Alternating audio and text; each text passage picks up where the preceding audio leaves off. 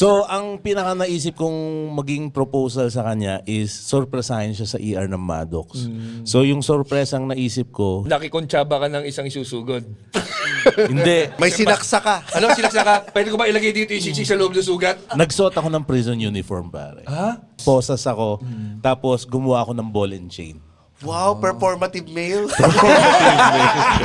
Teka, ano yung prison na ano, yung stripes o yung P? Yung P. Walang paalam sa guard. Walang Nung umalis yung guard, kakutsaba kahit kanino. oo, walang kakutsaba. Bigla lang akong pumasok ng ER. Nung nakita ko si Mitch, nasa gitna ng ER. So, naka-prison uniform ako. Anong gagawin ko? Di bit-bit ko yung sing-sing, luluhod ako. Puta, pagluhod ko, bigla siyang lumayo. Ang ginawa niya, puta, kumuha siya ng pasyente sa ER. Tapos in-interview niya yung pasyente na yun. Ako nakatayo nga akong ngayon sa gitna ng ER na may hawak na sing-sing. Tapos alam mo, hinaharas na ako ng mga gwardya, ng mga kapwa-doktor. Ba't ka ba nandito?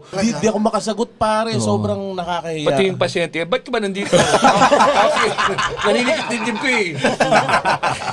Yung pala, hindi niya talaga ako nakilala noong time na yun. Kumbaga sa Nakaposas. peripheral vision ko kasi, May baliw. Oo.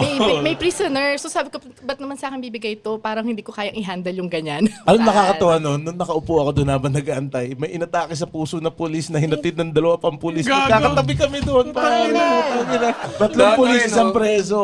Titignan to. Nasa likod ba to ng mobile kanina? Anong presinto yung may ball and chain pa? Hindi ka malang nag-effort ng queso de bola. Paano ka nga nagsabi na ako to si Muman? Ganun. Pag tinignan mo naman, alam mo naman siguro na. Mitch, parang awa mo na, dinadala na ako ng dalawang tao. Di ba? Kilala ko po to, sir!